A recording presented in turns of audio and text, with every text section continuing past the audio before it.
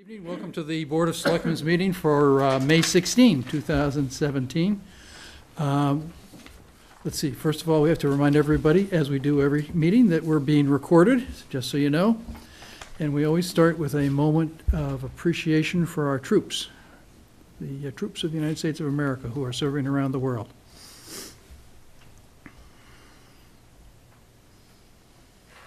Thank you. Let's see, our first announcement is that the Norfolk County Register of Deeds, William O'Donnell, is holding office hours on Tuesday, June 6th, 10 o'clock to noon, to answer questions, concerns and provide general information. And I did have something that told me where that was, but I think it's right here at the town hall.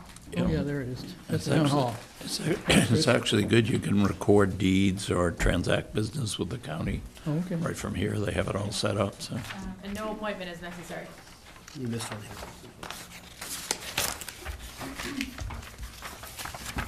Oh, thank you. And then we have our first appointment. Medfield Girl Scout Troop, 85257, 5th grade. Welcome, ladies. Thank you so much for coming. And are you going to tell us why you're here? Thank you. Who's going to be telling us?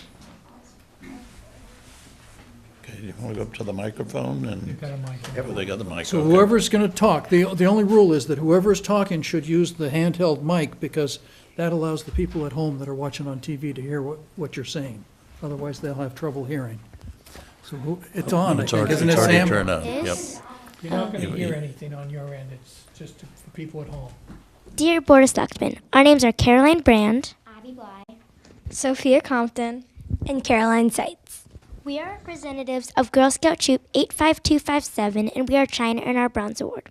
The Bronze Award is the third highest award a Girl Scout can earn.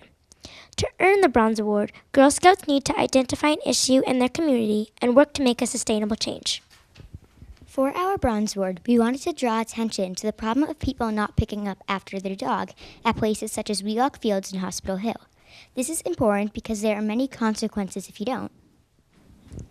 For example, if you are not caught picking up after your dog's business, you will have to pay a fine. Some dogs can have parasites, which can spread if another dog steps in it.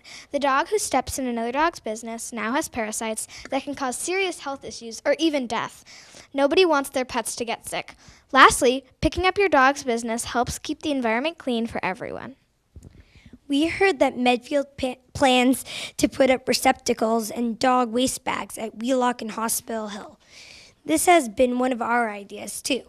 We have already designed posters, flyers, and pamphlets because we are hoping that our troop could set up an information booth at Wheelock and Hospital Hill during the month of June to educate people about picking up after their dog and to inform them of the new receptacles.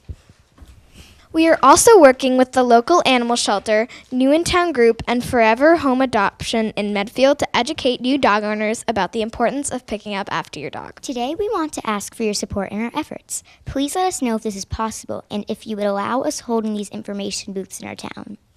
Thank you for your time. Thank you guys for coming. So that was an excellent presentation. You guys just did a great job of speaking in public and being on TV, and I want to thank you for coming. It's doing information booths, is that what you're going to do? And do you know where you're going to do? Are you going to do those at Wheelock? Wheelock and Hospital Hill. At both places? Yes. Okay. And do you have any particular times that you've selected so far when you're going to do it? We're Or thinking June 3rd. Oh, okay, great. We already spoke to John Thompson about good. the project that he's doing, which is really similar to ours.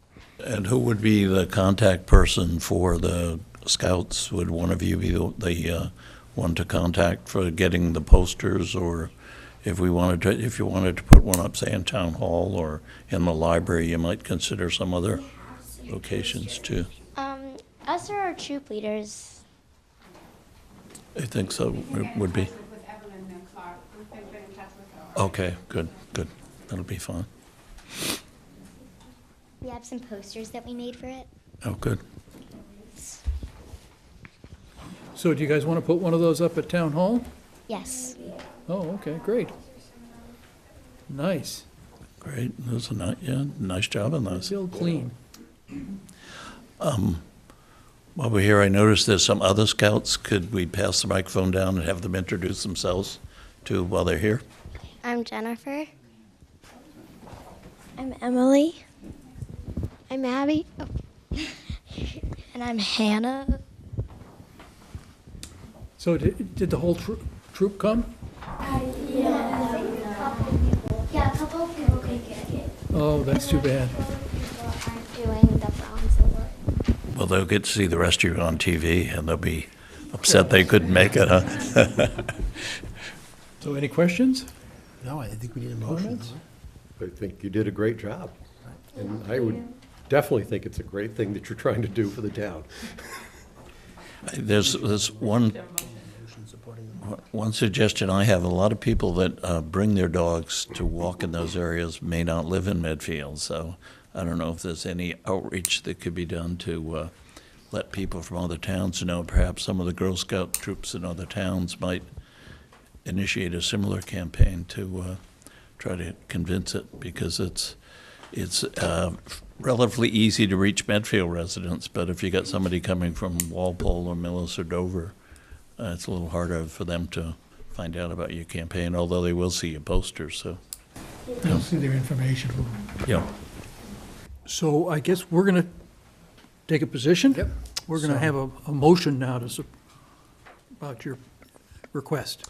So I would move that the Board of Selectmen support the plan of the Medfield Girl Scout Troop 85257 as presented, and authorize them to set up the information booth as requested and place their posters in Town Hall and any other locations approved by the town administrator. Second. Any further discussion? Nope. All those in favor? Aye. Yes. Excellent. You guys are all set. Nice job. Ready to go. Thank you. Thank you so much for coming. And I hope when you do your silver award and your gold award that you'll come back and do nice things for the town too. Thank you. Thank you. So next we have the Lyme Disease Study Committee, Chris Caldy and Frank Perry. Committee update. Greetings. I'm Chris Caldy, the chair of the Lyme Disease Study Committee. And I brought copies, which I'll hand you afterwards, of the report I gave to be published in the annual report. So I'm here this evening just to once again give you the update on our previous year as a citizens committee. I recognize we need to come in and report on our activities. And this year is similar to the past years in terms of focusing on the education on protection and prevention. The list includes the usual, which is utilizing the schools to help disseminate a tick notice every spring and fall. The cable television, I have a Facebook page. I have the Mass Department of Public Health's educational pamphlets that are in the library and downstairs here at the Board of Health. This past fall, I gave a presentation at the Senior Center at one of their breakfasts. They seemed quite receptive to the information. There's a couple, that was one new thing I did this year, and also, just for your information, there was some research done by the Environmental Working Group, which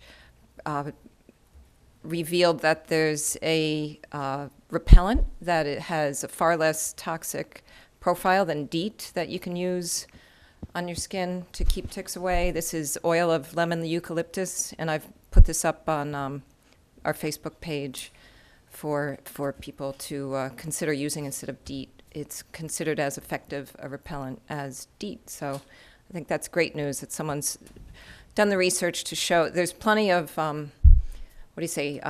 homemade solutions out of various oils, but this one is proven to be effective, so I thought that was great news. This recently, I wanted to show you, we did print new shower cards that you approved the money for recently out of my budget.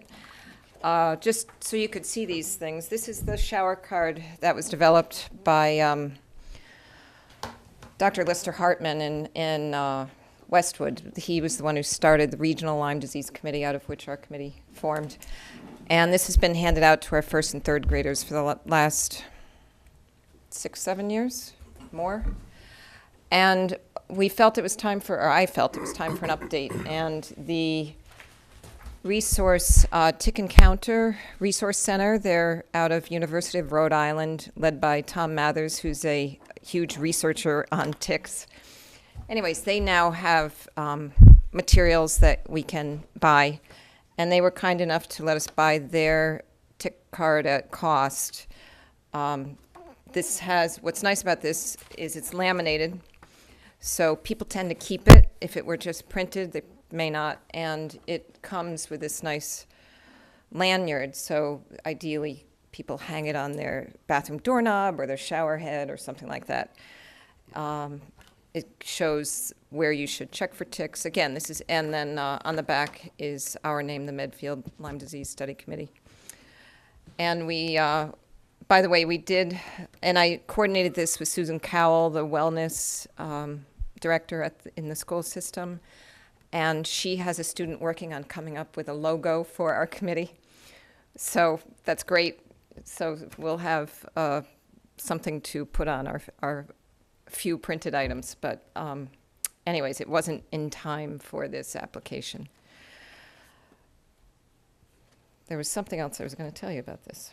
Anyways, I know that Susan was very excited to have a new material to hand out to the third graders, something different, so they might once again take, be more vigilant about checking for ticks. So Chris, that goes to all third graders then? yes. Yep, okay. And we were able to print enough to last almost 3 years, depending on Oh, good. enrollment. So that's new. And then the other part of our program is an effort to reduce the ticks, and that's through deer culling. And I will let Frank Perry speak to that aspect of our program. Frank Perry. I kind of run the deer hunting side of the program along with Barry Mandel and John Newell. And yeah, we had an average year this year, about 28 deer taken. We've taken as many as 43, I think, is our best year. I don't think, given the numbers, we're going to make we're making great inroads into reducing the Lyme. There are just too many deer, and there are too many places that we can't hunt. But according to the biologists with the state, we are, we are making a difference. I mean, there should be, may not be measurable, but there's, we should have less Lyme with less deer. The other concerns we have is the habitat in town. I mean, the deer have pretty much over-browsed everything, almost everywhere in town, so that now they're now in yards and whatever. And we had a serious, and we still do have a serious issue with car accidents with deer, although the numbers have consistently gone down since the program started. So there are a lot of benefits to doing it. I think in 6 years, we've taken about 220 deer. And if you consider that probably 70% of those are does or females, and that each one is capable of producing 2 fawns every spring if weather conditions and things are good, it really means we've taken a lot of deer out of the town, or potential deer as well. So we've not really had any incidents in town that I have heard of as far as safety. We manage it very strictly with zero tolerance for any violation of the rules. That's pretty much it. I mean, it's something I think it benefits the town by. What will this be, your 5th year? This year coming up would be our 7th, 7th is a real, yeah. Right. And, you know, we really had no issues at all, other than a few people parking in the wrong spot or something like that, but there's been no real safety issues at all.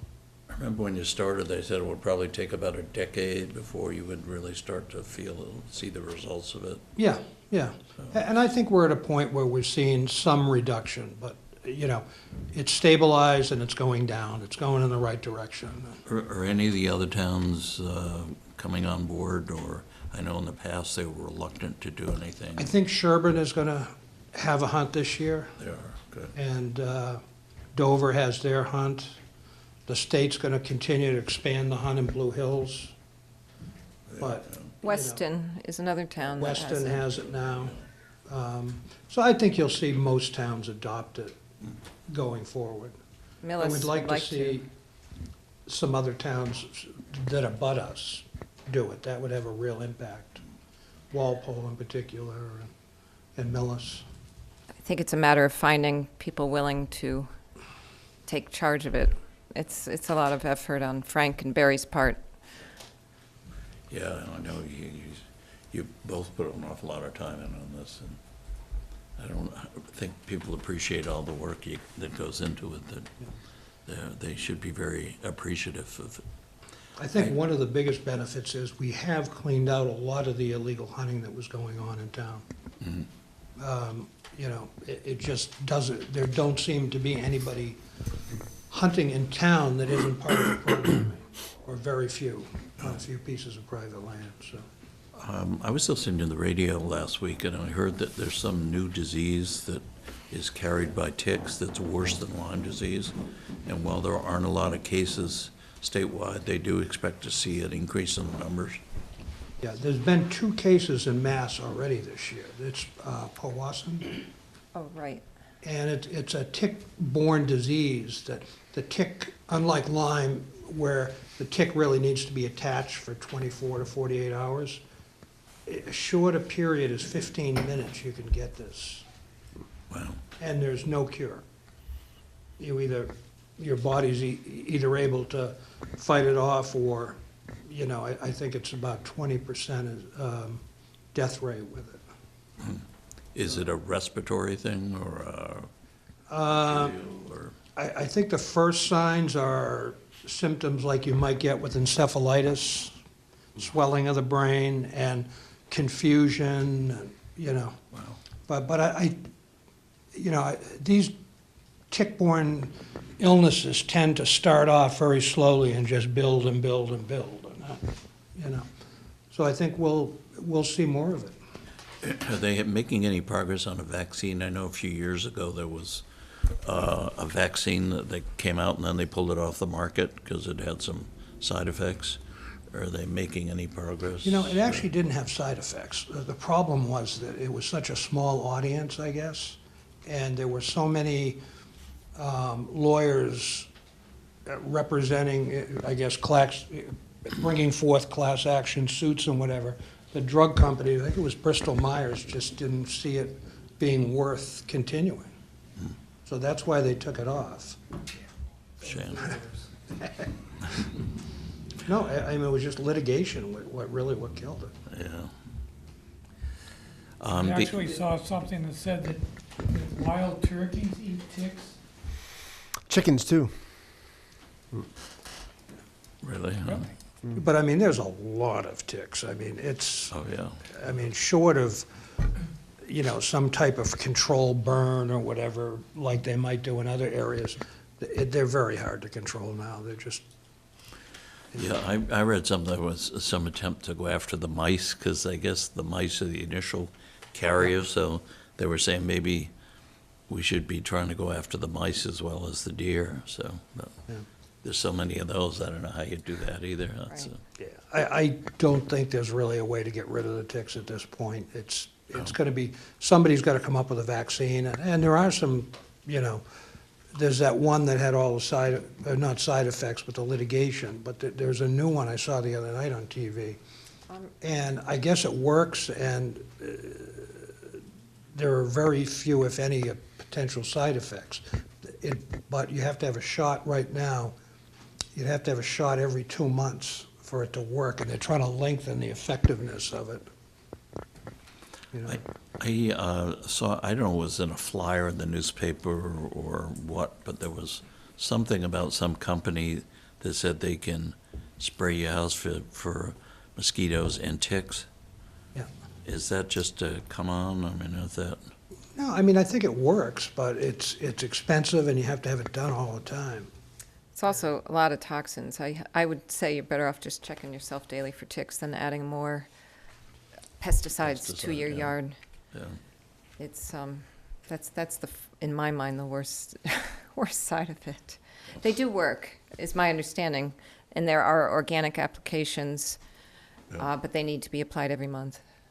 One quick question, and I'll shut up, but you had asked, you'd mentioned eucalyptus, was it and lemon or lemon? Oil of lemon eucalyptus. Okay. Apparently, and it has to be a certain concentration. I think it's 30 to 40%. Coleman's, as in camping, makes a spray, Okay. as does a brand called Repel. You can buy them on Amazon. And there may be more, but it's oil of lemon eucalyptus. Just, yeah, okay. Thanks. I think our hunting program is still looked at as a model for a lot of towns. You know, when you compare what we spend per deer versus like the Blue Hills hunt, I mean, the cost to get rid of one deer over there is thousands of dollars. Yeah, I saw that. It was crazy. It was unbelievable. You know, and our budget's about 1,500, and you know, given the land area we have and whatever, I think our hunt is probably as effective, if not. Yeah. They ran into a bunch of lawsuits there too, didn't they? There were groups opposing it. So And details and just the endless studies, and it's gotten out of control. Their concentrations were way, way higher than ours. I mean, we about 27, 28 per square mile. They were like 80, I think, per square mile. It was just unbelievable. So, Although we still have areas where the concentrations are through the roof. Real high, yeah. Where we can't get permission to go in. I mean, as you go up North Street towards Dover, Center Street there, we have no locations up there to hunt. And because of that, and there's a lot of open space, there are deer, you know, the concentrations are extremely high. They run there. They know. I swear. So I wish we could get into those areas, but we've talked to private property owners, and, you know, they just don't want us to do it, so. Do horses get Lyme disease? Oh, yeah, it's very expensive to treat. I think they'd be interested in it then, if that's the case, yeah. But it's, we've had no luck in that part of town. So. Chris, does your committee track the number of people diagnosed with Lyme disease in town from year to year? No. And I do know any data from the state, it's old, or, you know, it's 3 years behind, something like that. And there's been a trend of upwards, but part of that is because reporting, well, upwards as of maybe 7 years ago, because doctors were reporting it more, but I'm not sure how, it's paperwork. I doubt these days that with all the additional paperwork that would be so well reported. You don't have any, even a subjective sense of whether we're seeing more Lyme disease in town, or whether it's getting better or getting worse, I guess is my question. No, everyone knows someone who's had it. That's. I think the CDC came out last year or the year before and said, take the state numbers and multiply them by 10, was their comment. It's now, and I think every one of the 48 lower states, been at least a case identified. So maybe as it gets more national attention, they'll be a little more serious in trying to deal with it. So. It's one of those things that there are so many cases in our area that it would certainly make sense for the government to spend some money to try to get rid of the cause, to save on the cost of treating the Lyme disease and the problems that creates for the people that have it in addition. Put some deer in Boston Common and then they'll get plenty of attention. So. Yeah, the state had a study done 2 or 3 Yeah. years ago and had a whole list of recommendations, and the legislature's never acted on it. Well, it needed money. And the reason, what did change though, because of that study, was insurances would cover more than 2 weeks of antibiotics. That was the outcome, that they would treat for longer, if I remember correctly. Yeah. But that was, and then all the other recommendations, there just wasn't the budget to carry through.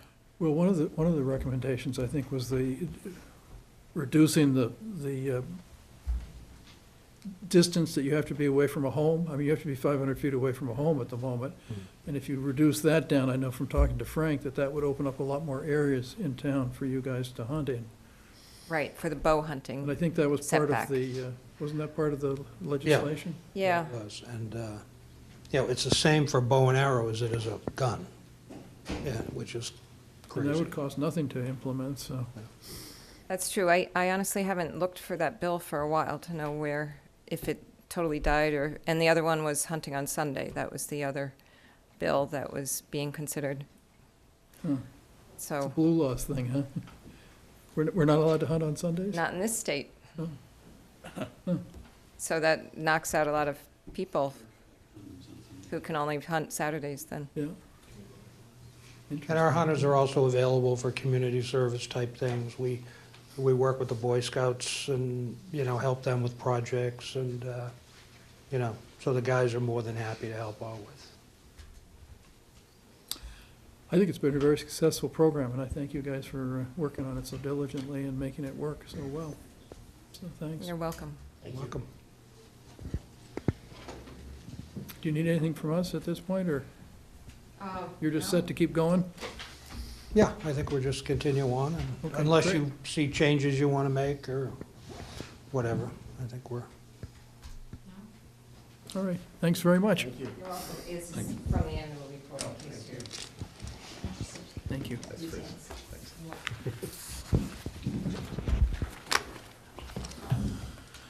Let's see, our next item is a public hearing, permission to solicit applicant Trondin of Vivin Solar. Did I get close? It's Twan. Juan. Good evening. First, I would like to thank gentlemen and ladies for your time. I appreciate it. My name is Twan Din. I work for Vivint Solar. I'm here to apply for a solicitation license to notify and educate and provide clean energy solutions to the residents of the town of Medfield. A lot of residents are still uninformed about solar and clean energy in general. There's still this stigma that if you want to go solar, you need $50,000 cash, right, to use clean energy. But there are different various programs that we offer to help people go solar without any upfront costs, any down payment, or anything like that. There's also state programs like the SREX, Solar Renewable Energy Credit Certificates, that along with 30% federal tax credits, pay you back. If you decide to own your system, the federal government and the state government will pretty much pay you back 80% the cost of the system within the next 10 years. But many people are unaware that the SREX will go away this year, and the SREX program will be replaced by the SMART program. So that the extra 50% payback will pretty much go away and go down to about 10% with the SMART program. There's also other programs with it's called the PPA program, with this power purchase agreement, where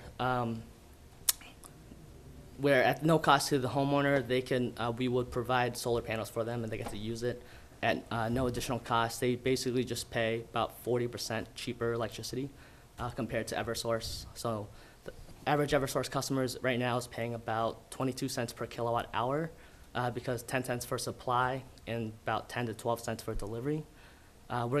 If the homeowners allow us to use their roof to install solar panels, we basically just charge them the 12.9 cents for supply, and because the panels are on their roof, there's no delivery. So without any investment whatsoever, the residents just get to cut their bill roughly in half. So I would like permission to go to door to the residents to notify and inform the residents about these programs and see if they're interested. Do you have times and days of the week that you're planning on doing this?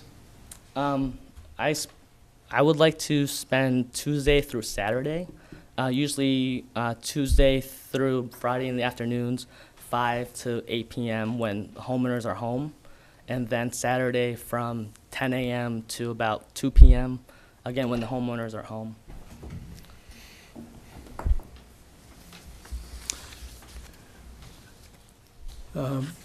Any questions? Could you just tell us a little bit about the company, Vivint Solar? Sure. Vivint Solar is a publicly traded company. We started in 2011, and we became publicly traded in 2014. We were just nationally ranked as the #2 solar company in America. This ranking is based upon installations, and in Massachusetts, we are #1. Solar City is vice versa. They're #1 in the nation, #2 in America, in Massachusetts. And what period of time, you got the days and the times, but calendar-wise, when will you be doing this? I initially asked for a year, but we can negotiate. If you would like me to have a shorter term and I could reapply, I have no problem with that. And are you aware of the solar initiative that we've already had here in town? Yes, Medfield Green started something with, I believe, another solar company, but that program has ended. And as far as my knowledge is concerned, I'm not too sure about everything Medfield Green is doing, because I am new to the area. So, but I have heard from other residents about the Medfield Green program and their goal is to get residents to start using clean energy, which is great. How long have you worked for this company? I actually just started. I started working with Vivint in February. They'd have to be part of the What have you process. been doing? yeah. That happens afterwards. Excuse me? What have you been doing so far? Oh, I'm approved to solicit in Dover, in Walpole, and in Holliston. But I've been also working, because you don't need solicitation when you have referrals, so I have many referrals throughout the state. So I work in Western Mass, Boston North, Boston West, and Rhode Island. And will you be doing all the solicitation yourself, or will you have others working with you? Me personally, it would be myself here in Medfield. Just yourself, so. Yes, because obviously you can't solicit without But you Yeah. also have to license. get approval as well. Yeah, because we require that you be reviewed by the police department to make sure that. Yes. Yeah. I talked to the police chief today, and the police department is no longer allowed to do background checks on people coming in for solicitations. They can't. Freedom takes another toll in America. God, you can't do anything anymore. I will be happy to allow the police department to run a background check on me. Well, apparently If the that Supreme helps. Court isn't happy to allow it, so. You probably have I to would break, volunteer you'll have- that. you probably have to break some law in town first before they could do it, so. I'm going to try not to. Evelyn's not here tonight, but she did want me to remind you have 2 checks for her. I do. Okay, great. Thank you. Your solicitation is strictly door to door. Is there advertising that goes with it? Or my question isn't to try to keep you to that. I'm actually thinking more in terms of with the Medfield Green. There's been messaging that's gone out to the citizens in general about solar energy, and it seems like it could hurt you if you either assume people are less informed than they really are, or if you send a different message than what's already gone out. It may make it more difficult. Yeah, I try not to confuse residents about information going out.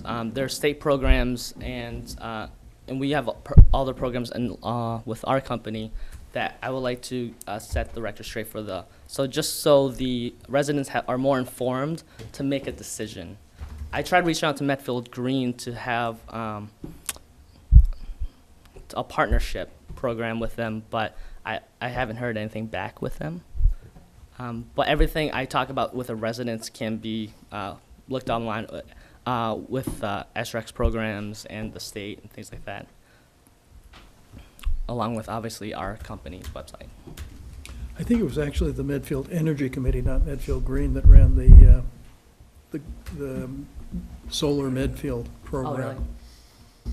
Yeah, I think Medfield Green was involved because they supported it, but I think it was really mainly Marie Yeah, out of Zagnall my from the scope. Energy Committee who was doing it. yeah, I'm not sure why they went away with that initiative. Well, But the plan was just to make it available for a set amount of time, and then Oh, whoever sure. signed up, that controls the amount of the discount that you can get from the provider. And that's done through the Commonwealth. The Commonwealth provides some funding for a number of communities each year. And the Energy Committee applied to participate in the called the Solarize Massachusetts program. and not to make people aware, Eversource charges every single resident. There's a renewable energy charge and conservation of energy charge on everybody's bill that helps pays for certain programs like that. Yes. So my question, I guess, would be for you, Mike and Mark, how long a period of time do we usually grant? the- Usually you don't go more than about 2 months, I'd say Okay. would be probably 2. All right, so if we're going to go 2 months, then would you have a start and end date that you'd want to give us Guess 2 months from tomorrow. from tomorrow? Okay.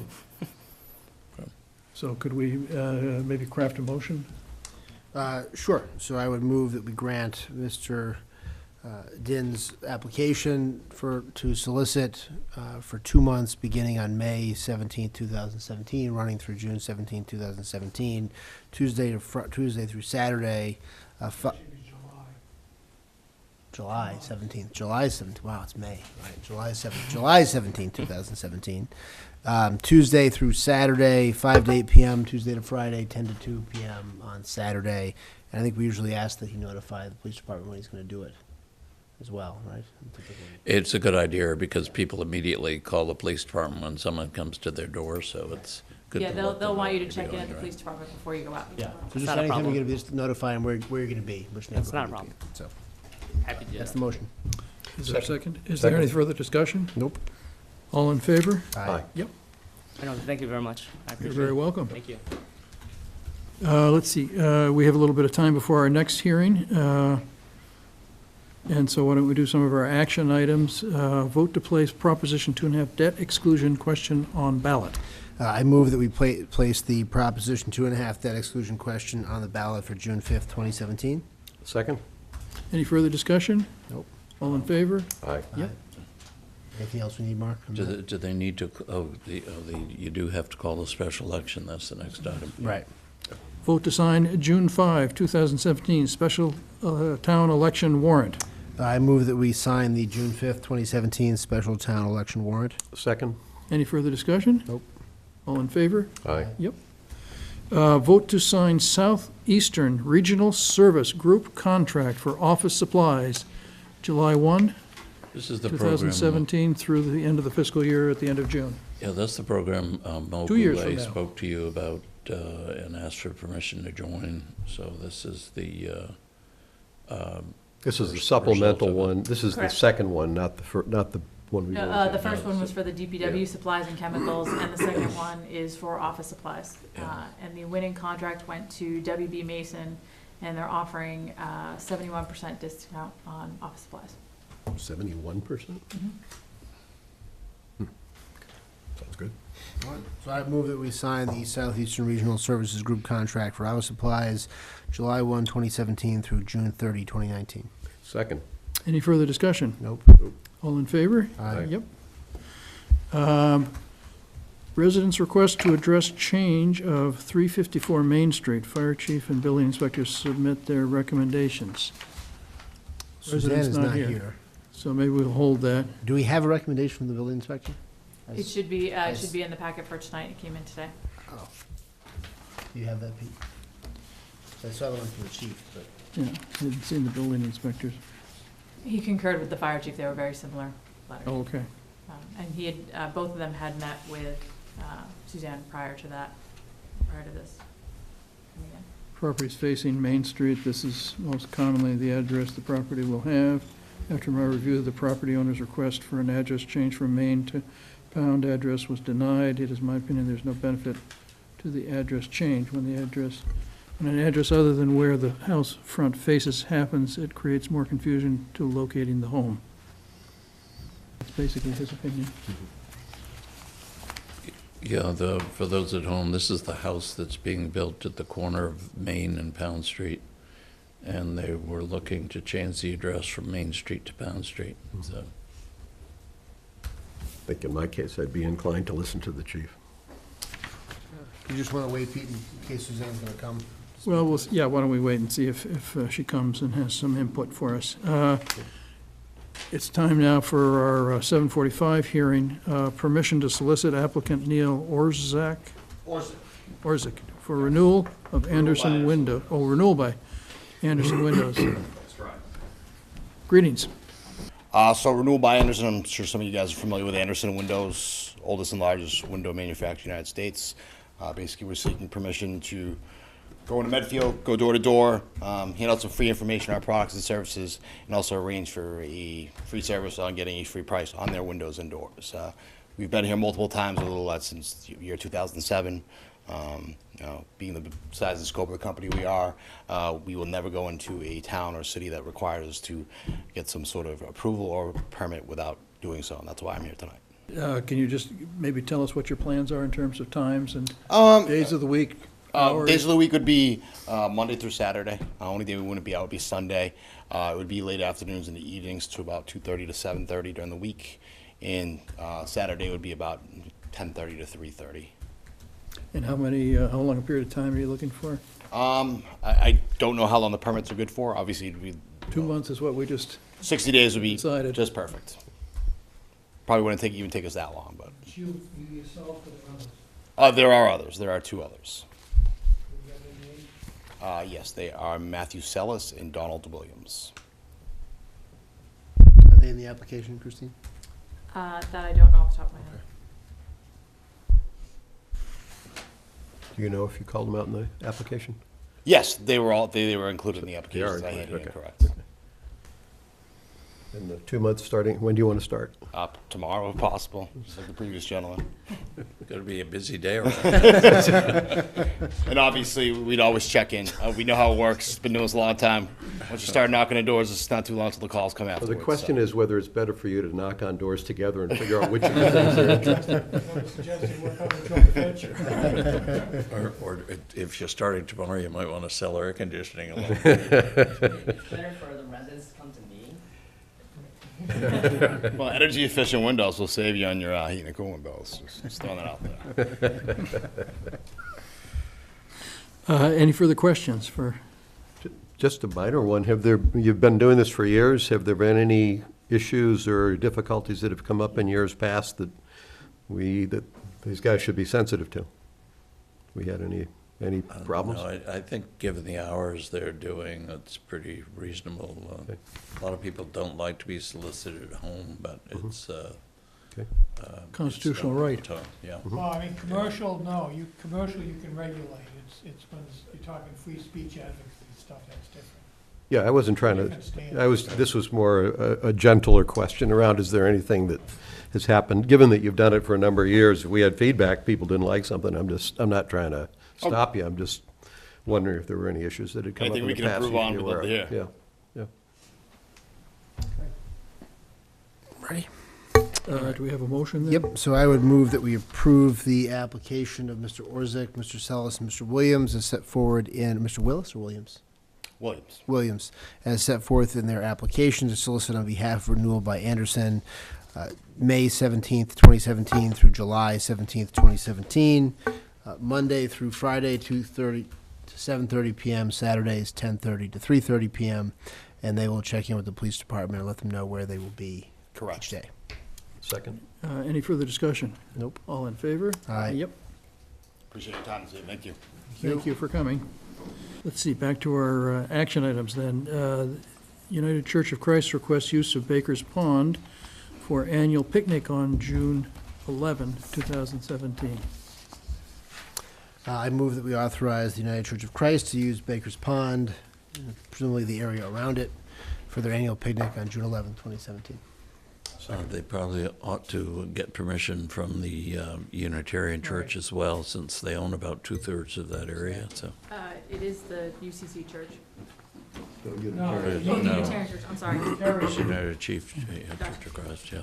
All in favor? Aye. Yep. Next, we have a vote to appoint Fire Chief Selection Committee. We have a file on who's applied, I guess. Let's see. There were a couple people that came in today and yesterday, I think, people that submitted.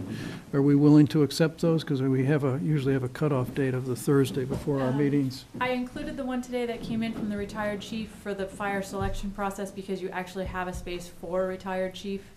So I included that one in your application. Well, he's usually qualified as well, but I guess my He had expressed an interest and wanted to do this about 2 weeks ago, so he and I had talked, so he at least knew. In fact, I put his name in as somebody who was interested, so I would want to see him included. Yeah, my general feeling is that it doesn't hurt to have these people included in our process. Yeah. Are you okay with that, Mike? Yeah, he's also the only retired fire chief that we have as a candidate. We have a slot for a retired fire chief, so I think probably it's a good idea to keep him in. That too. Otherwise, we won't be able to actually appoint the committee tonight, so. Well, and he has tremendous experience, so. So let's see, we've got, the people that have expressed interest are Bob DiPoli, who we've been talking about, who was the fire chief in Needham, Paul Goldenese, Wendy Ayer, Rachel Brown, Tanya Quigley Boylan. And we're trying to fill, let's see, we've got. Two slots. Two slots. Just the two resident at large. Right. Presuming that Mr. DiPoli gets the retired fire chief slot. Yes. Yeah. And Which so then seems we'd likely have, at this point. we'd have four people, the other four people looking at the two resident at large slots then. Did anybody have any impressions on that they wanted to share? I just, as a subjective impression, I'll comment on where I came out on this. Given 4 for 2 slots, Rachel Brown, who I have a tremendous amount of respect for, struck me as being someone who probably mapped more closely to given her personnel background, would be, if she were a substitute for Robert Conlon, that seemed like the place that she would have fit in terms of her expertise. And Wendy Ayer, who I appreciated her willingness to volunteer, I didn't see any real background that would particularly, other than just being a resident of the town, would automatically make me go to her over the other two. That was driven not by any impression of any of the 4 of them in any negative way, just that the other 2 both had experience with fire operations, or at least had some contact with the fire department. Mike, any reactions? No, that makes sense to me. I mean, I think I'm just looking through the list I think the only, so Christine and Scott were on the search committee for the police chief, correct? Correct. And so you're the only 2 who are here as well. That was the only other thing on Rachel's point, was that having the experience of participating in the prior search committee. That's a good point. Might be advantageous as well. But I thought all 4 of them were qualified, and any 2 of the 4 would do a good job. So I didn't really have a strong opinion one way or the other on those 4. I mean, that was the one thing that stuck out, was just the experience with the prior search, which I think was successful, and ended up with an excellent police chief as a result. So that experience is helpful, but we also do have Scott and Christine as well with that background. So, I think you could pull 2 names out of these 4 and be fine by a lot. I think obviously Ms. Quigley Boylan's experience as a paramedic and firefighter obviously is advantageous. Would have the retired fire chief, but otherwise none of the others would have that experience, which I think that might be a useful piece of it as well. So my reaction is similar as well. I just have a lot of respect for Rachel Brown and her understanding of these areas, and so that I guess I would favor adding her to the committee, and the others 3 I think are all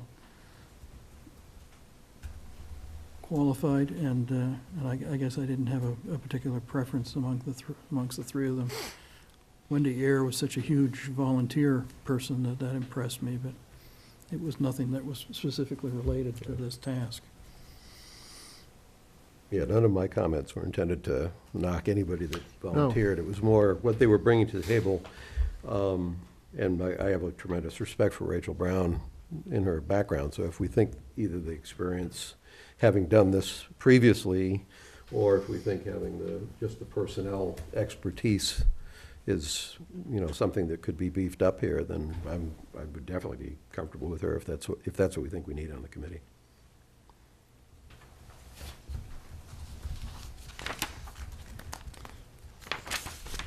I guess that's where I come down. I think that her personnel experience and her working in municipal employment as a consultant in the employment area, I think would be very helpful.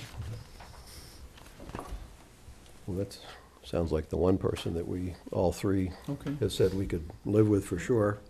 So And she's how one. about for the other one? Does anybody have any preference? So is the one we're consenting on is Rachel Brown? Yeah, Is that For okay? one of the two, yeah. Okay. if you're consenting with us. I'm consenting with you on that, yeah.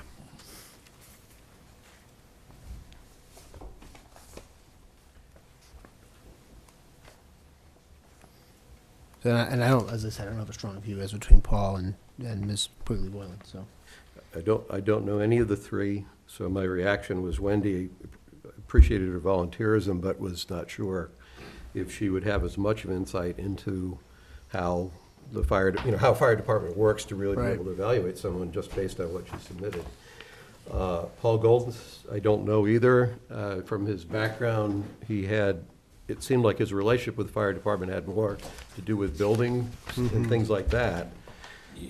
Tanya Quigley Boylan, I only know through comments that she's made on Concerned Citizens, and she struck me as being a knowledgeable person who has a lot of experience in fire operations, so. She certainly does. I don't actually know her, but Yeah, I my believe her reaction to husband- that was that. Your husband's a firefighter. Yeah, they and both, yeah, and he, meet I him, think, I believe, volunteered yeah. on the other one, but, Right, yeah. so. Probably for me, I would lean toward Tanya Quigley Boylan, but Paul clearly had a lot of experience with the fire department, so. Yeah. I guess as you're talking about it, I think that I'm thinking the same thing, just because she is a professional firefighter in Natick. I think that would make sense. One of the And we tough already things, have- for any firefighters in the room, one of the tough things is sitting there saying, how do you get a firefighter's perspective when you really don't want to take somebody from the department and put them on the selection committee? So a part of me liking this was that this is somebody who's not in this fire department, but does have that perspective, and that's a useful perspective to have, so.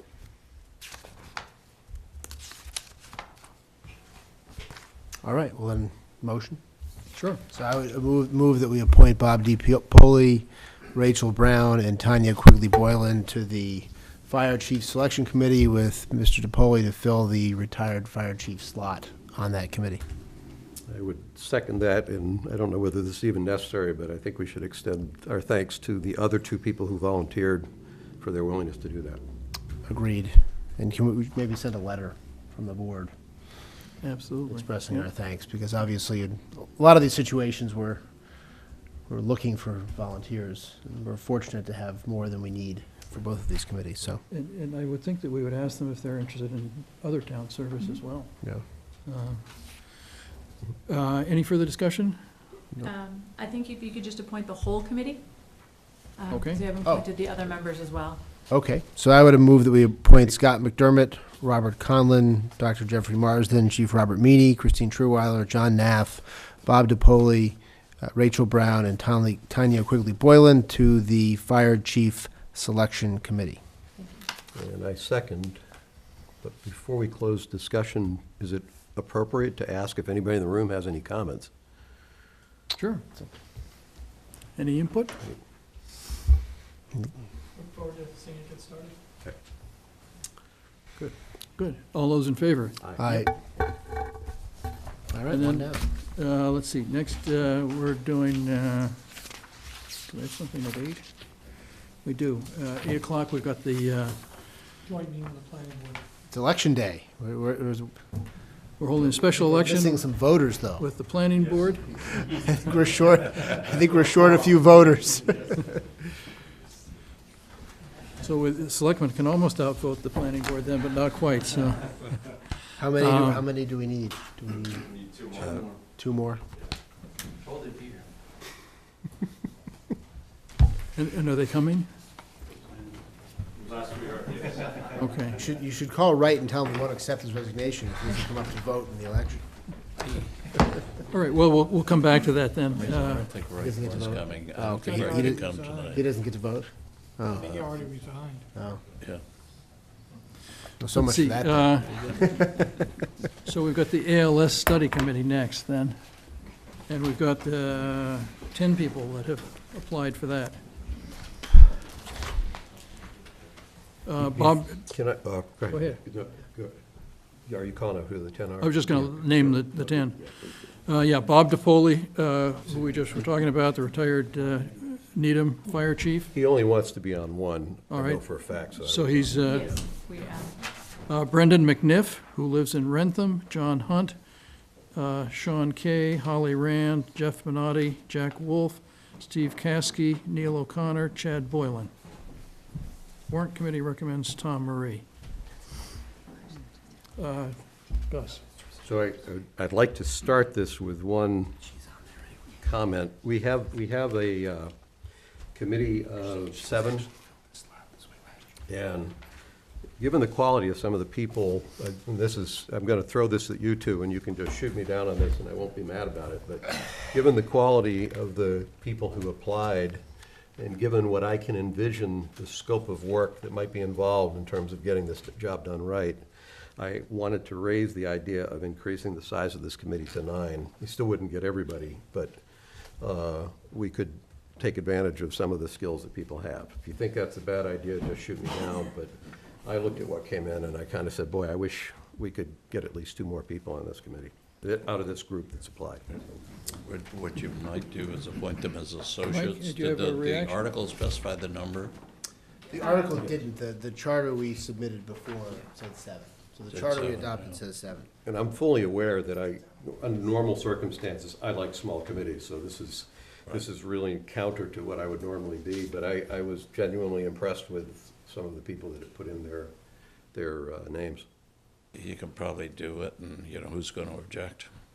well, you would just need to change your charter. I would like the 2 selectmen next to me to say, Gus, that's a good idea, as opposed to Gus, don't blow up a committee and make it a big gigantic committee, so. Yes, I don't have any problem making it a larger committee. I think that if people are interested and willing to work on behalf of the town, I'm happy to have them do it. And I don't see that it becomes a problem with the committee getting too large myself. Well, I do. So let me tell you why. Because this is intended as a study committee, as a working committee. It's going to require a fair amount of commitment from the people who are on it.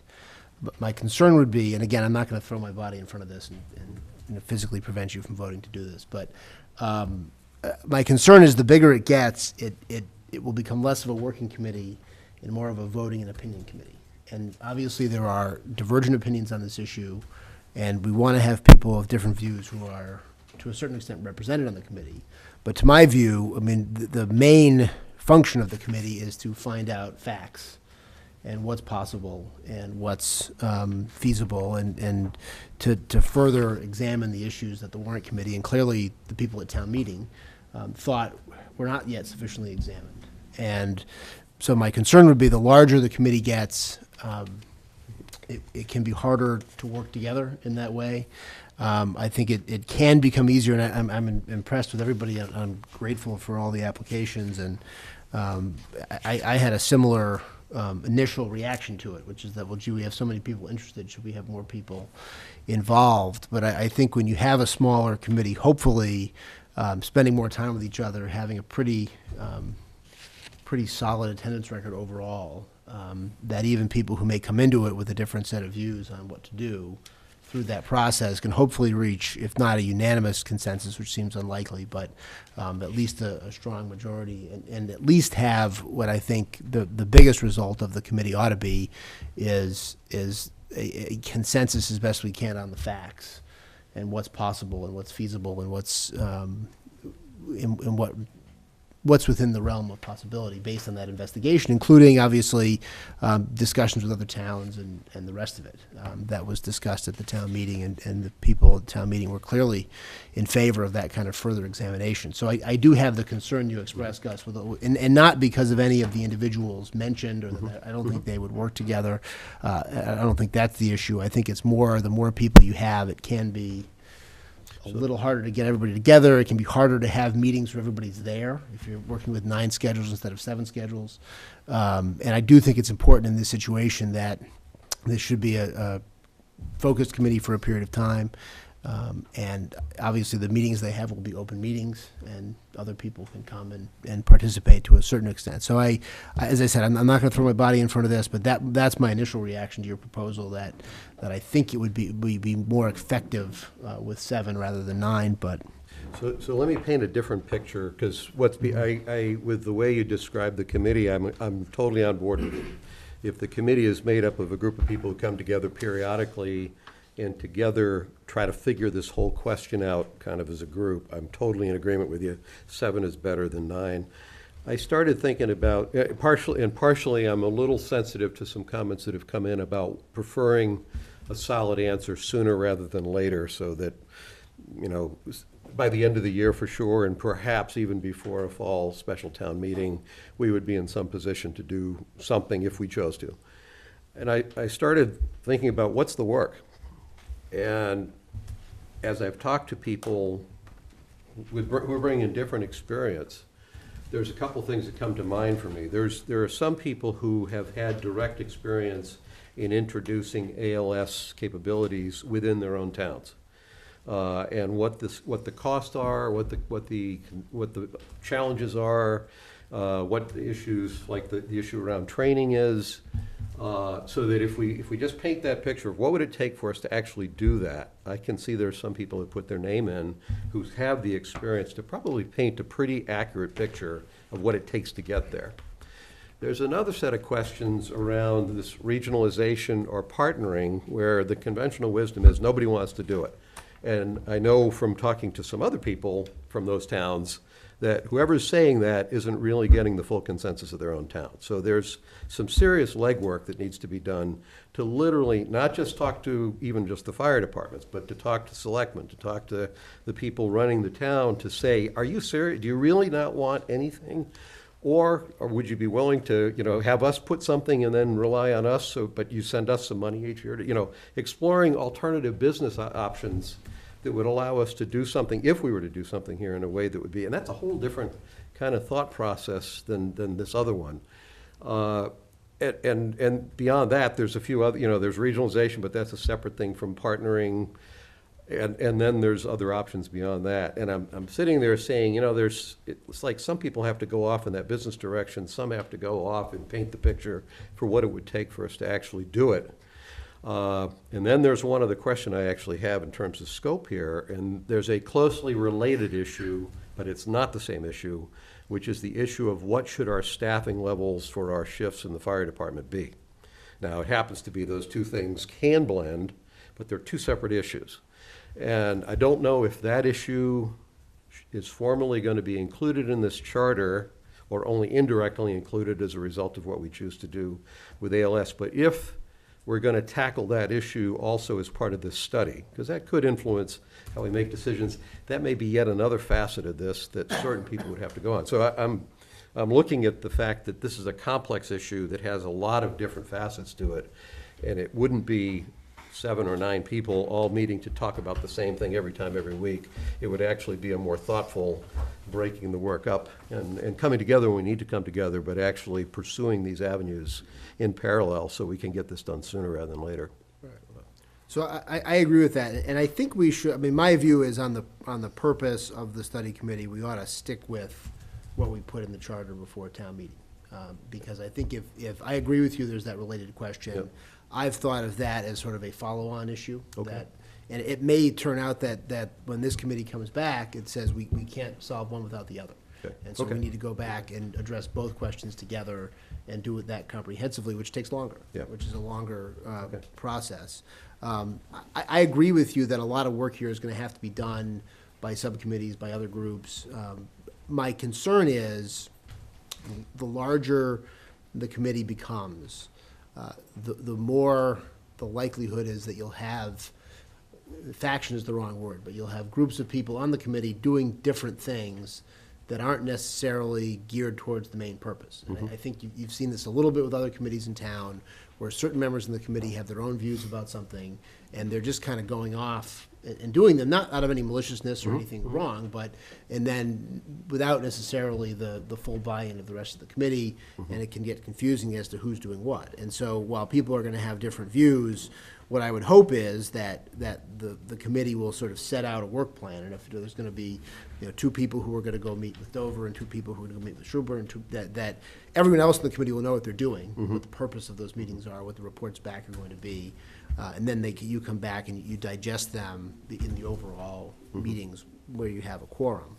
And given the attention on this issue, and I think given that the town certainly wants us to come back with a concrete proposal about what we're going to do with the full set of information that the town meeting didn't think they had this year.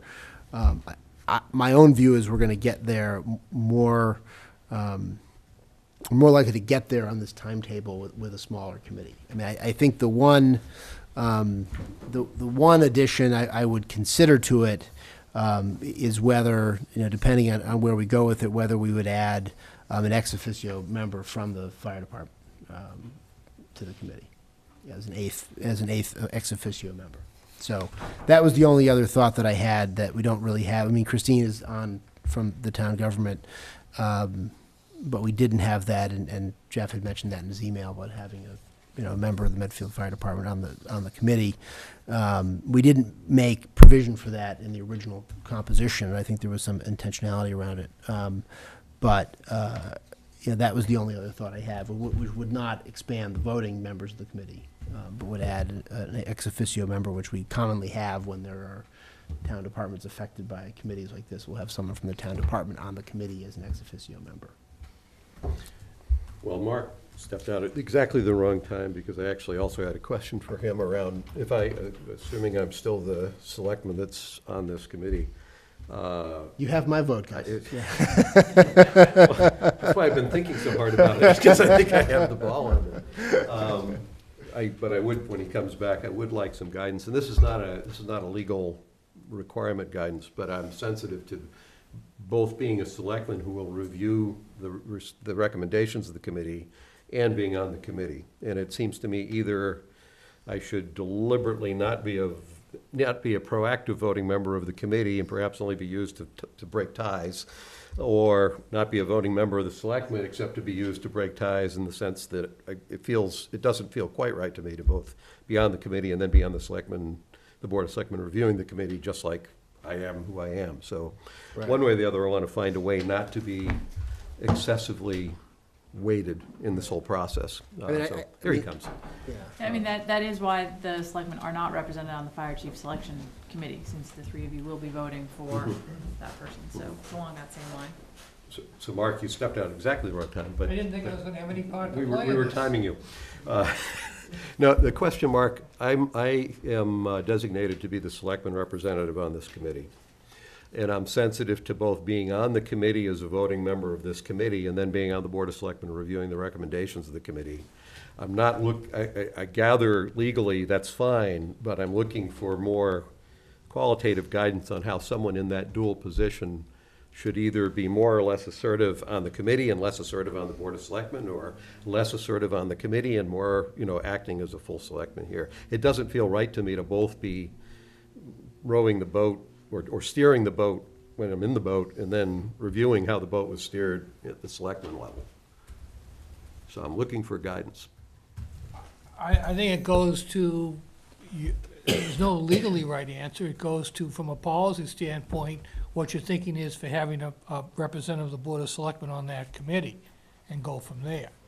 So I guess it's a discussion among yourselves as to why you're putting a Board of Selectmen member on that committee and what you expect his role to be. So there's no legal prohibition against selectmen appointing It's themselves strictly an to the advisory committee? committee anyway. It's got no authority, independent authority, so.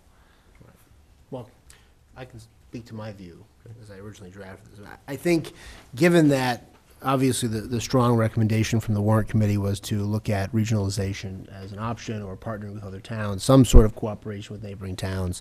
You know, I thought when I was putting this together that if you had a member of the Board of Selectmen on the committee, you would have more credibility in dealing with other towns. And you would have more ability to go talk to other towns and say, you know, this is not just a study committee appointed by the board, there's a member of the Board of Selectmen on the committee. I think obviously you would give at least one of us, you know, as much knowledge of this issue as anybody else who is on the committee. Obviously, two of us can't be on it. And so that was my thinking, that I think it does add, in terms of those inter-town discussions, I think it adds at least the notion that, well, this is worth our time. If you have some other towns looking at it saying, well, it doesn't really matter, you know, if the selectmen in Dover or Sherburne said, well, you know, is this really going to go anywhere, that sort of thing. At least I think it does add a little bit from that perspective. I might just add in, just, if I might, the suggestion that it's basically to keep the committee on the straight and narrow, so to speak, to keep them focused on the charter that you, the Board of Selectmen, have come up with, too, so that they don't go off on a toot, if you will, or that they fail to focus on all the issues that you want them to. So, okay, I think you've given me, my intention then would be to do more to make sure that the issues that are of concern of the selectmen and of the town are taken into account here than to drive to the decisions. I would contribute where I could, but basically I would much prefer the rest of the committee to get to a broad consensus of what needs to be done in a way that makes sense to me, but, you know. It's that I almost think a will hold up. liaison type Yeah, of yeah, situation, where okay, you can all then right. come back to the Board of Selectmen at any point and say, this is what's going on, or I have concerns, or I don't, I'm just reporting to you, whatever. So you're the back and forth person. Okay. Good, you've helped me with that question. The one comment I would make on how I looked at these candidates, and Jeff, you being in here, is, I'll say this in front of you, the idea of an ex officio member of the fire department, if what that means is the fire department wants its own ALS staff, which I think has come through clearly before the town meeting. As I look at the candidates, and that may not be how you feel, Jeff, but I'm being my sensitivity is around this. When I looked at the candidates, I was looking for candidates that, to the best of my knowledge, I thought truly were able and willing to consider going in any direction. They may have a preference with what they know right now, but they're not on this committee to advocate for a particular solution.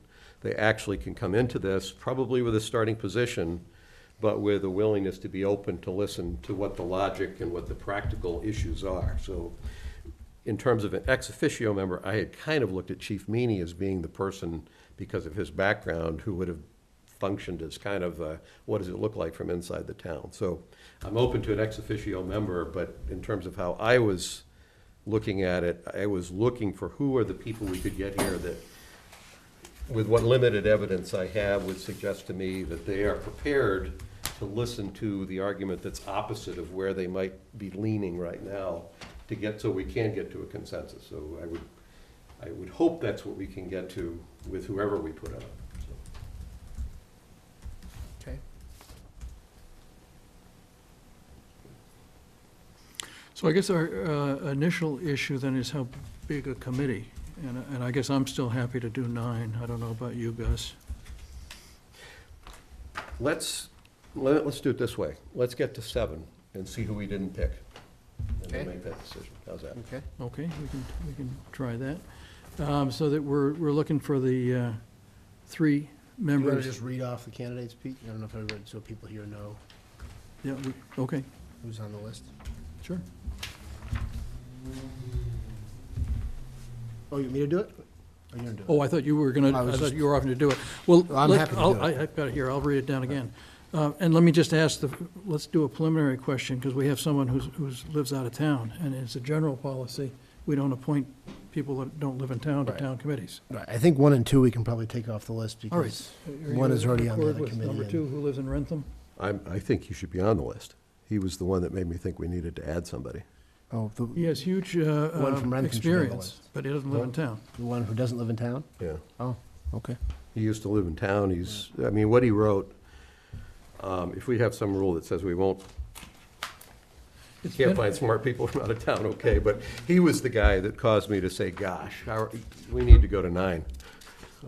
He's got great He's experience. got great experience. Yep. He's willing to do it. We've made an exception for some people, like Eric O'Brien is on on some committee, but he works in town. There's no formal He's not on the legal committee prohibition. anymore. Well, you actually have a policy currently that you don't allow people from out of town on committees, and you've actually in the past not allowed me to serve as a voting member on a committee because I do not live in town. So, And I think Roberta Lynch recently resigned from a. Yeah. well, she had to from the housing commission. 'cause she moved out of she's, town. okay. If we have to do that, I mean, if that's our policy, then I'll bow to that. But then I'll also fall back and say, those ex officio members that you're talking about, like, there's another way to get to 9. Right. Yeah. You're welcome to outvote me on the 9. That's fine. Well, my point is, I'd like him on the committee, whether he votes or not, isn't really what I wanted him on the committee for. I just thought he had tremendous experience. He does. So we're talking about Brendan McNiff, who used to live in Medfield, but now lives in Rentham. And for other candidates, we have John Hunt, Sean Kay, Holly Rand, Jeff Minotti, Jack Wolf, Steve Caskey, Neil O'Connor, and Chad Boylan. And so that the committee is going to have the Assistant Town Administrator, Christine Terweiler, the Police Chief, one member from the Warrant Committee, which is Tom Marie, one member from the Selectmen, which is Gus Murby. And so we've got 3 slots. One of which has to be filled by a paramedic who lives in town and who is not a member of the fire department. And Neil, you qualify as at least as one person for that, right? Previous paramedic, I'm not a current paramedic, so that's a qualification. There may be others. Shall be, that's what I was-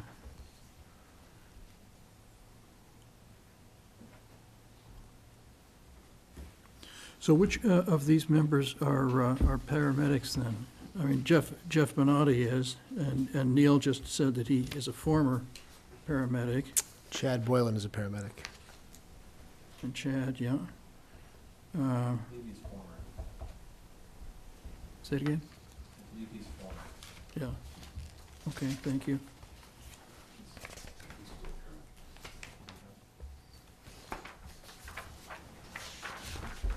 I would advise any current member of the town fire department, if they're on the committee, to get an ethics opinion that they don't have a conflict. Or if they do, that they have to make, how it can be resolved. Is that even true if they're ex officio, Mark? There's no real definition of ex officio. It's to the extent that they're having any influence, if they have a conflict. Okay.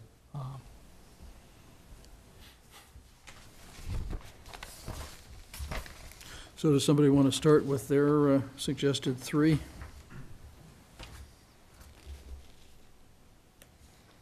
I need 5. See, I have no trouble with adding Yeah. 5. So I'm with you. So the only strong view that I had, which was no disrespect to him, I think with a representative from the warrant committee in Tom, I didn't think having a second warrant committee on there, member with Jack, Yep, I would be agree. the way to go. Obviously, the warrant committee's already weighed in on this, and Jack obviously had a significant role in that. I would expect that he will continue to have a significant role in that in his position on the warrant committee. I agree with that. think so. So that was the only strong reaction that I had.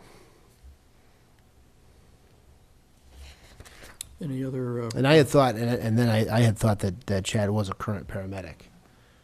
That was my understanding, and so. Personally, I don't think it makes difference if it's a current No, we paramedic could just or not. change the charter. The charter says that we've got to have a member who's a full-time paramedic. Not a full-time, a paramedic who is not a member of the Medfield Fire. We could amend that as well. Yep. But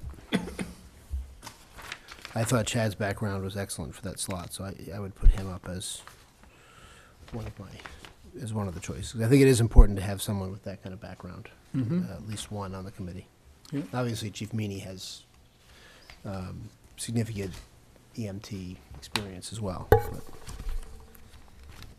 Do you want to give a couple more of your choices or not? Well, he was the one that I thought for the paramedic slot. You know, I think I know Steve Caskey well, and obviously he's been active on this issue. I do think that, to your point, Gus, that he would be, and he can speak to it as well, willing to listen to other perspectives and, you know, in-person meetings and all of that. So I would propose him. I think those would be the two that I would put up. I mean, as between the others, you know, I had suggested with Jeff as an ex officio member. I don't know, would that affect the ethics issue, Mark? What? If Jeff were on as an ex officio member as opposed to a voting member? As I said, there's no definition. It's the fact that they stand to benefit directly or indirectly from the outcome that they're working on. That's the issue, regardless of the niceties of titles. And that's why you'd have to get a full make a full disclosure of the ethics commission, and let them tell you yes, no, or yes with conditions, whatever. I mean, that would be true for him as well, even though he's already a Yeah, because firefighter and paramedic. something could happen, like if you chose to take this in-house, it may benefit the firefighters beyond what they're presently, unless he's strictly a salaried person. I don't know what your circumstances are. If you're strictly salaried and it's not going to affect you at all, then that's a different story. If we're going to affect you in terms of potentially increased rate of pay or hours or whatever, that sort of thing. Oh, I see. So in other words, if the department were larger and you had... Depending on what we negotiate for the contract, paramedics could be offered a stipend larger than what they receive now. Oh, okay. And it could certainly affect overtime. Right. And additional administrative... But ex officio members are not normally voting members of the committee, so. But you think you would have the same ethics issue? It's because they have the input. The vote doesn't. The vote doesn't matter. It's not the determinative factor. It's the influenceability.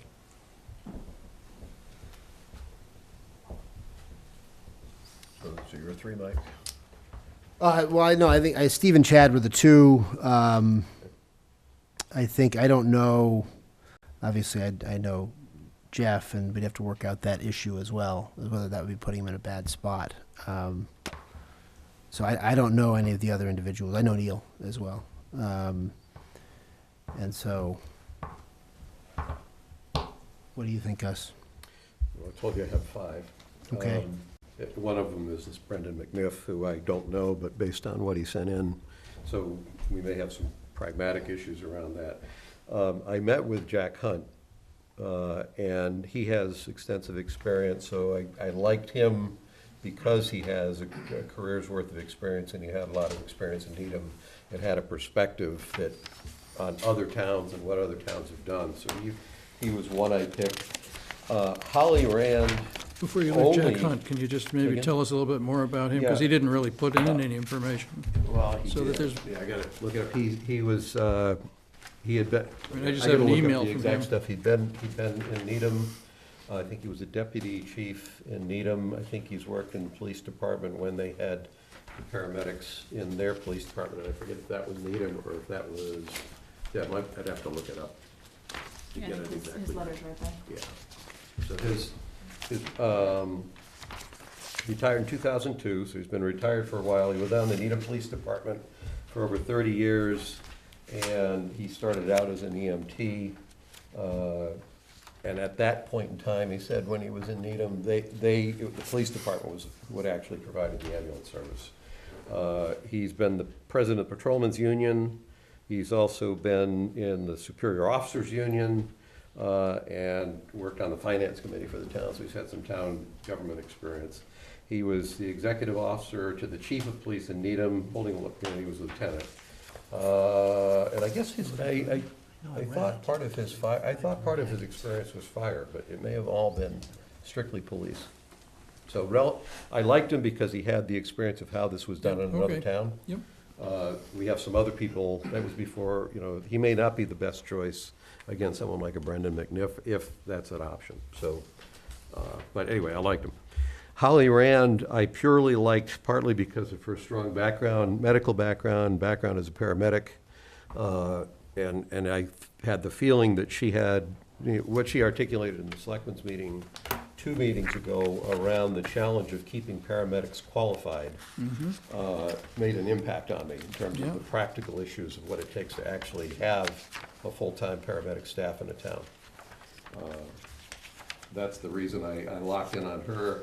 I, along with Mike, both support Steve. And here with Steve, it has to do with talking with Steve well before the elections, but recognizing how much legwork he's done to investigate things around ambulances. He's not a firefighter, so he's going to be bringing in an outside perspective, and perhaps part of that perspective isn't even going to be what some people want to see, but from a pure practical, hard-nosed, let's make sure we have the information as completely and as objectively as we can get it, and let's go to ground and get the ground truth.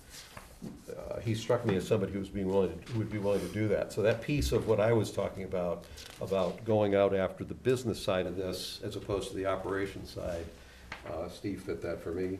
Neil and I have also talked over the past couple of months, and I just flat out like the useful perspective, the consideration of alternative approaches of implementing something here in town that I've heard from Neil. So the fact that he's a paramedic, that he understands the work, but also is not automatically just locking into a single solution, but is considering alternatives. I've just liked the way he thinks. And so that's how I got to 5. Yeah, okay.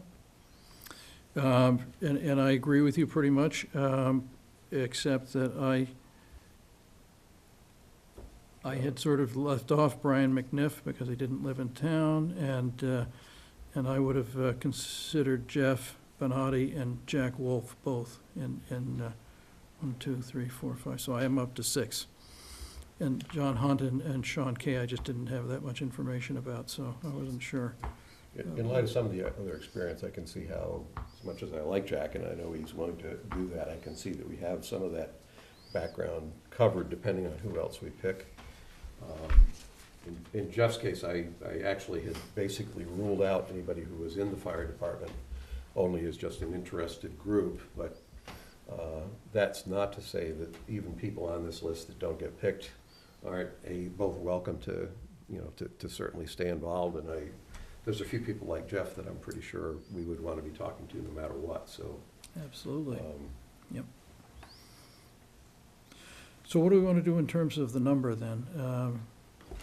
I guess I'm up at 6, you're at 5. Yeah, who did you say yes on? You didn't, who were yours, Pete? Holly Rand, Jeff Benatti, Jack Wolf, Steve Caskey, Neil O'Connor, Chad Boylan. We have 3 for Steve. We have 3 for Chad Boylan. 2 for Chad Boylan, and that's, again, no slam on Chad Boylan. I thought you were. No. Oh. I went. 1, 2, 3. Oh, yeah, well, And who are your 5 then? I have you for Steve. You Holly, probably have Brendan. And Brendan, Holly. Brendan, Holly, Steve, Neil, and Jack Hunt, but I'm willing to pull back from Jack Hunt. Oh, Jack Hunt. Yeah, I'm willing to pull back from Jack Hunt. I understand that. I'm sorry, I just assumed that as you were working down, when I only had 4 for you, I just put Chad in your column. All right, so the only one that we have 3 on is Steve.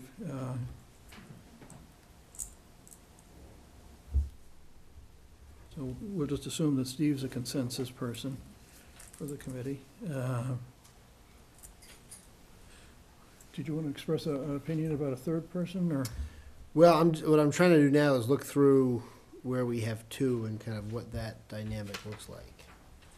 So if we have the 4 in there, and so I think we only have 1 vote for Jack Wolf, so I think he's off. Yeah. And then I would suggest if you're looking for at least a 7, maybe a 9 member, and the only woman at the moment is the Assistant Town Administrator ex officio, all things being equal, you may want to put at least 1 other woman on there. And Holly was very impressive when she spoke at the Selectmen's meeting. She was one of my choices. Yeah. Well, she was Pete's as well, so she's got 2. Yep. Neil has 2. Chad has 2. So that's 3 more with 2, which would get you to 7. let me, Holly, Neil, and Chad would get you to 7. you both were in favor of Jeff. I'm certainly not opposed to Jeff. As long as the dynamics, in terms of what you're raising, Mark, around. He can get on the phone with them tomorrow and clarify the issue. It's not up to me to give an opinion, so.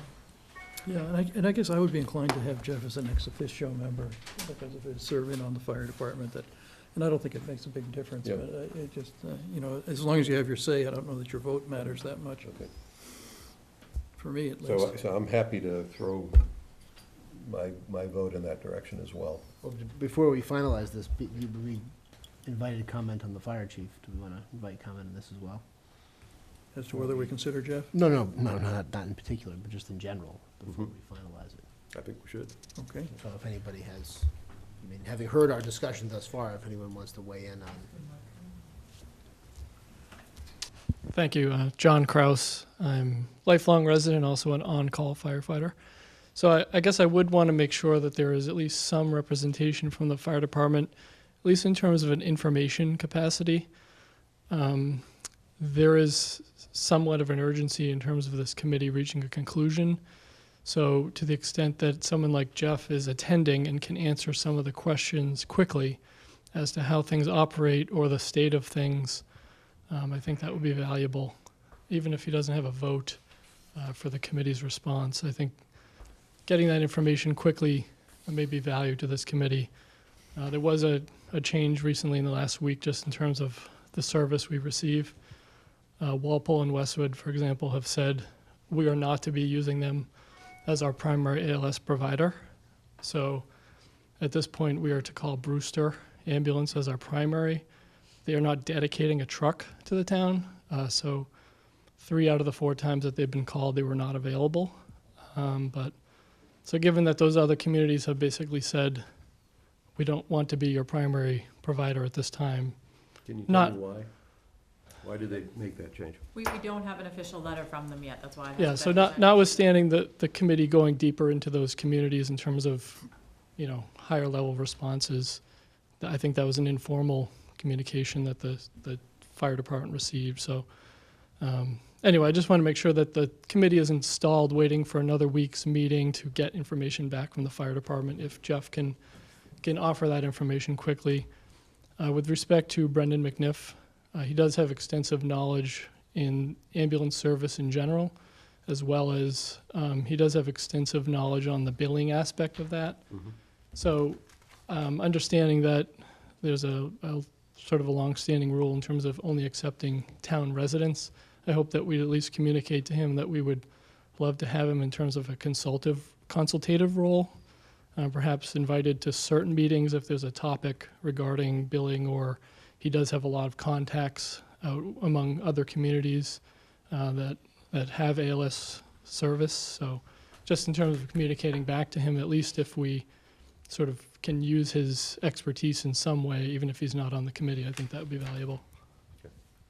So what we did with the hospital study committee was to just assign everybody else that was interested as a resource person. That has not worked well for the state hospital committee, and I think most members of the actual committee of the state hospital would say that's where they've run into problems. Oh, okay. Because it's been hard to find a consensus, so I would advocate that we not do that in this case, especially on a shorter issue study committee such as this.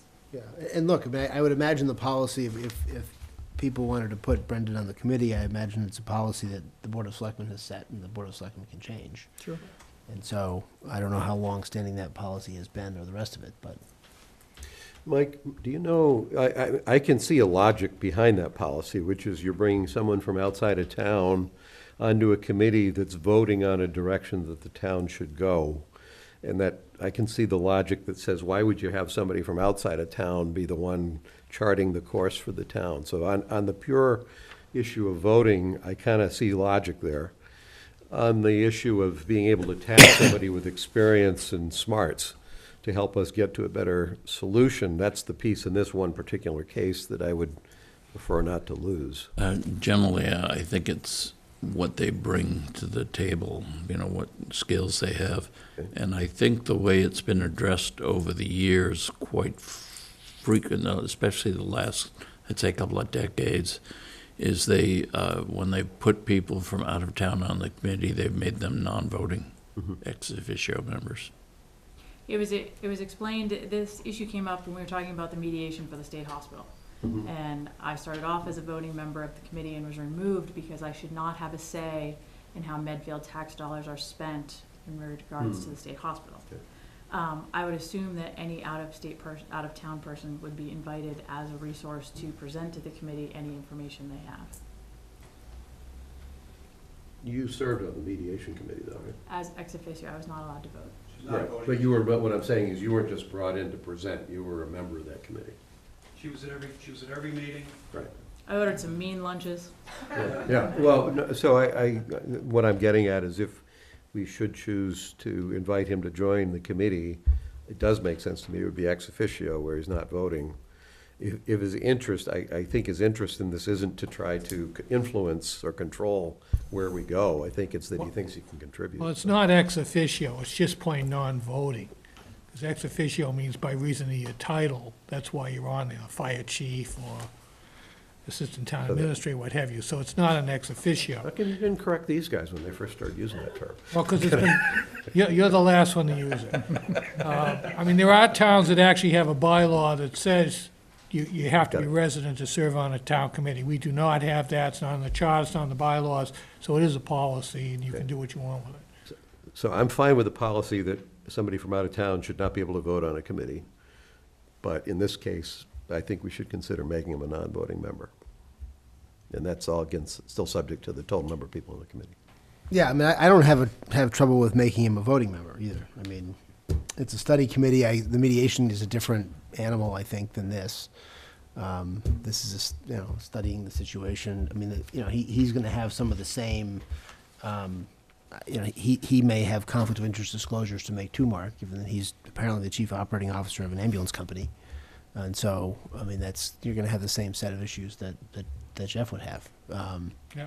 So, I mean, that's no different in terms of that Good disclosure, because if we were to go in the private direction, at a minimum, the candidates now they wouldn't be recommending a particular provider, but the candidates would either include his company or his competitors. Might have to at least file a disclosure. Right.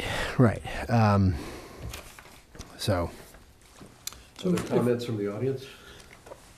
I would support Brendan. He's a very smart guy. So whatever way you can find to get him on the committee, I would recommend it.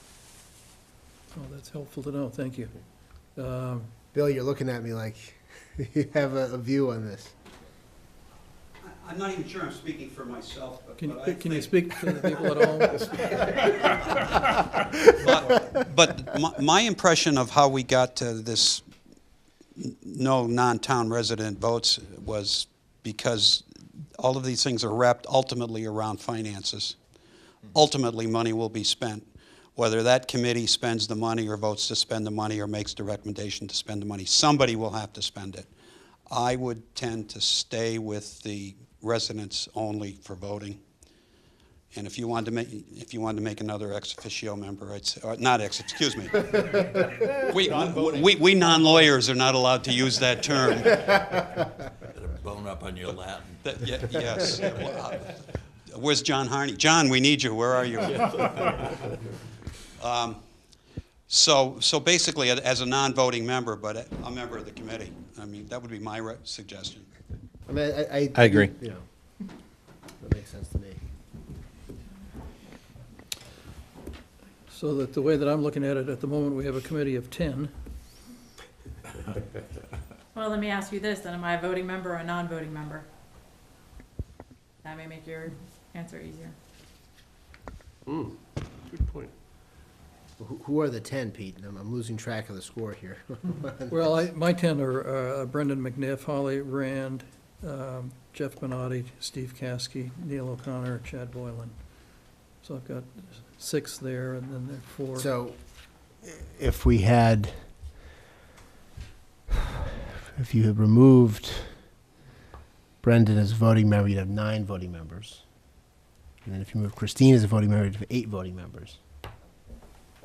And I would remove Jeff as a voting member, too. because of his, I mean, it's, then we have 7 plus 3 non-voting members. Was Chris mentioned in the article, it was, is specified the position in the article, I believe, didn't it? There was no article on this. This was just a charter that was This is what voted we by the handed out. selectmen. And this is what we handed out as the membership of the committee. So, I mean, I'm Okay, still yeah. loath to change it, given that this was handed out at town meeting, and this was the charter that we said we were going to create, and that was the purpose of doing it in advance of town meeting, so that people would know at town meeting what we were going to do after town meeting. Now, we can still change it if we want to have it be 10, and, I think the vote at town meeting was really for the study committee. I don't think people were voting. right, for and the this is what they position. were handed as to what the study committee would be, Pete. So, and this is why we No, did but this I don't think before. that's gonna, I don't think people are gonna be upset if the number of people on You the guys do what you committee want. is different. You guys do what you want. Well, that's fine. So if we do what we want, Do what you want.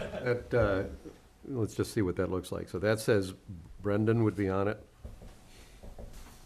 Holly would be on it. Jeff would be on it, non-voting. Brendan would be on it, non-voting. So those are essentially associate members. Yeah. Steve would be on it, Steve Caskey, Neil O'Connor, and Chad Boylan. I'm okay with that. Let me ask one, part of, also as I was trying to winnow it down, I was also trying to avoid duplication. If I look at Chad, Neil, and Jeff, are the 3 of them bringing different things, or are the 3 of them bringing largely the same things?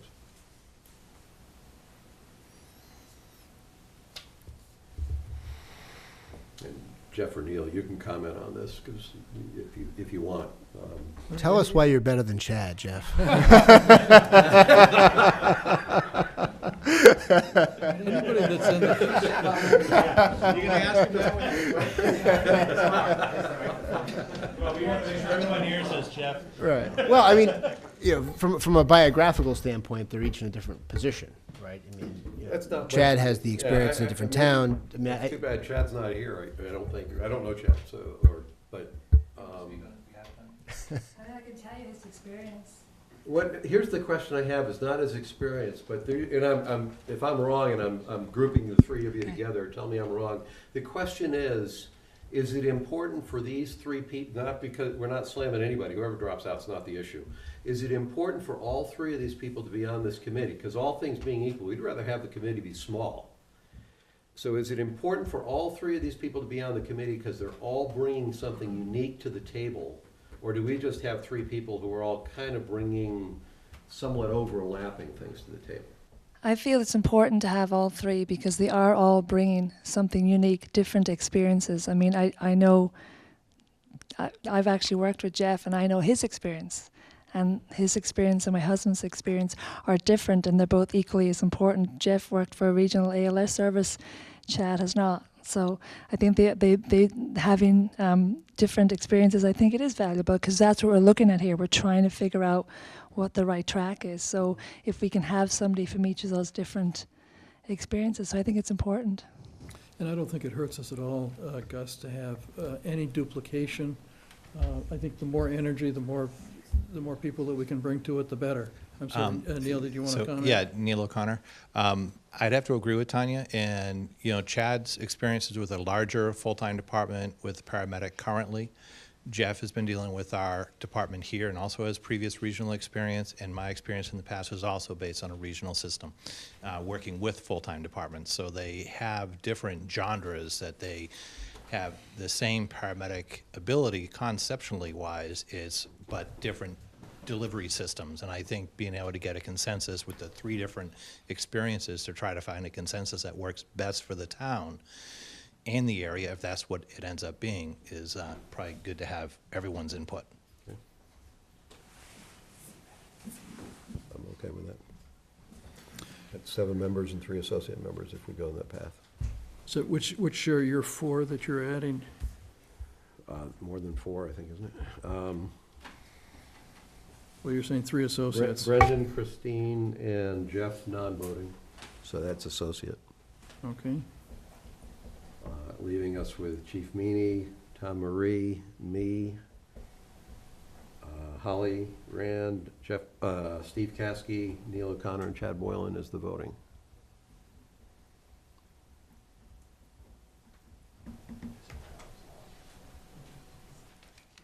Yeah, that works for me. So I don't mind it Okay. being large at all. Mike? Aside from the fact you don't like the number? What's that? No, it's fine. It's fine. Now, just Mark, from an open meeting perspective, is a quorum 4 or is it 5 of this committee? You got 7 full members and 3 non-voting, so they're just, They don't count towards the they quorum. don't count. So we need 4 of the 7. 4 would be a Right. quorum, and it'd be 4 full members, not associates. Right. Well, I'm thinking more from the reverse standpoint, that if you had 3 voting members and 2 non-voting members together, they would not be subject to an open meeting disclosure because you'd have less than a quorum as well. As long as it's not a subcommittee. Right, right. You know, I'm one of these investigatory things, and So does one of the two of you want to put that into a motion then? yep. And Jeff, I assume you would be willing to serve as a non-voting member of the committee? You're in good company. I assumed as a resident and taxpayer, I was a voting member. But Well, they've just suggested that you'd be a non-voting member. Okay. So, it's up to you. If, I mean, obviously, you can decline. That's fine. I just want to make sure before we appoint you to that you're okay with that. And you're not on as a member, as a taxpayer and a resident. You're on as a member of the fire department. All right, well, I'll make the motion. So I move that we appoint Neil O'Connor, Gus Murby, Robert Meany, Tom Marie, Steve Caskey, Holly Rand, and Chad Boylan as members of the Advanced Life's, what do we call it? The Paramedic ALS Study Committee. And Brendan McNiff, Christine Truweiler, and Jeff Benatti as non-voting members of that committee. Is there a second? Second, sorry. Any further discussion? All those in favor? Aye. Yep. And I also move that we vote to amend the Paramedic ALS Study Committee charter adopted at our meeting on April 18th, 2017, to delete the Assistant Town Administrator as a member and replace that with a 4th member chosen by the Board of Selectmen. And then one quick question. Tanya? Yes. Is Chad currently a paramedic? Yes. Okay. Then we don't need to amend that part of the charter as well. And so we'll just delete the Assistant Town Administrator as a member and add a 4th member chosen by the Board of Selectmen, and then add it to, we should probably make an addition to permit the board to add 1 or more non-voting members of the committee as well. Is there a second on that? Second. Is there any further discussion? All those in favor? Yep. All right. And just before we move on from the charter, if you guys just want to make sure you read it again and make sure you're comfortable with the other dates and everything else that's in there, because I think if we want to change any of those things, it's better to change it now at the outset rather than later on. So, You may also want to designate somebody as a temporary chair for purposes of calling the first meeting. I move that we designate Gus Murby as the temporary chair for purposes of calling the first meeting. You probably have to second that, don't you? Second. All those in favor? Aye. Aye. I think you'd be allowed to vote on that. You underline in the minutes, you underline temporary. There was some discussion as to whether or not the committee would be hiring a consultant to help them, particularly in looking at the regionalization. Is that still going to move forward? I think the committee should. Speaking as the temporary chair, we would like to have the option of doing that, but we're not yet at a point of being sure we want to contact. Excellent. Anything further about ALS Study What's our Committee budget? before we move on? We'll work on that.